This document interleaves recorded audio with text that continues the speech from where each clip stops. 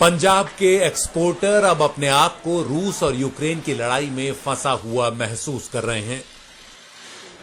युद्ध की अनिश्चितता के बीच कई निर्यातकों को अपना पेमेंट रुकने का भी डर अब सताने लगा है। It's very bad luck for the Indian industry also, क्योंकि हमारा साइकिल और साइकिल पार्ट्स का भी यहाँ से एक्सपोर्ट होती है। साइकिल की चेन जाती है, फ्री व्हील जाता है, टायर एंड ट्यूब जाते हैं। अगर इंजीनियरिंग इंडस्ट्री की बात करूं तो यूटेंसिल्स यहाँ से बहुत जा रहे हैं। एक्सपोर्टर्स के मन में एक बहुत डर बैठ गया है कि हमारी पेमेंट्स फंस जाएंगी, जो ट्रांजिट पे माल है उसका क्या होगा। राज्य की फैक्ट्रियों से रूस और यूक्रेन को प्लास्टिक, रबड़, कपड़े, होजरी, खाद, खेती और हाथ के बने औजार भेजे जाते हैं। रूस और यूक्रेन के साथ भारत का कुल कारोबार 55,42,930 करोड़ रुपए का है।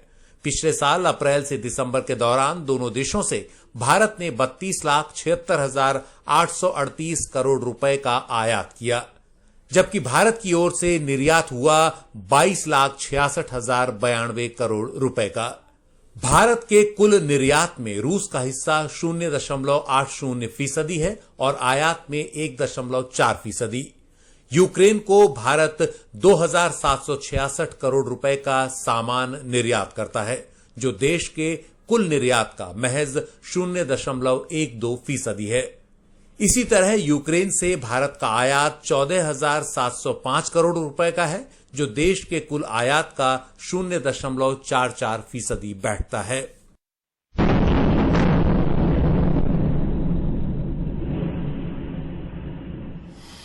यूक्रेन पर रूस के हमले के बाद अब यूरोप को सामान भेजने पर भी असर पड़ने की आशंका है, जहां पहले से ही ज्यादा भाड़े की समस्या बनी हुई है।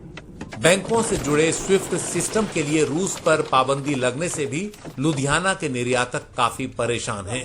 इससे उनका काफी भुगतान अटक जाएगा। इसके लोकल बैंक्स हैं, उनको उन्होंने वो कर दिया है स्विफ्ट, और ये एक होना ही था, क्योंकि रीजन ये है कि जब एक वार लाइक सिचुएशन होती है तो वहां के बैंक्स की ऑपरेशन जो है वो डैमेज भी हो सकते हैं, उनको हैक भी किया जा सकता है, तो वो एक नेचुरल प्रोसेस है। लेकिन उसका जो सीधा असर है वो इंडिया की इकोनॉमी पे होगा। कारण ये है कि वो पेमेंट्स जो है वो बहुत लंबे समय के लिए स्टकअप हो जाएंगी। अगर कोई थर्ड सिस्टम के थ्रू भी अगर उसको ट्रांजिट करना चाहेगा उन बैंक्स के थ्रू, तो वो पॉसिबल नहीं होगा इस सिस्टम के अंदर में। देखिए, हमने प्राइम मिनिस्टर साहब को एक लेटर लिखी थी कि भाई कि जो पेमेंट्स जिनकी रुक गई हैं तो बैंक्स को ऑर्डर किए जाएं कि इमीडिएटली उन्हें एडिशनल फंड्स दिए जाए विदाउट इंटरेस्ट, जब तक उनकी पेमेंट्स नहीं आ जाती। मोहम्मद गजाली की रिपोर्ट, एनडीटीवी इंडिया।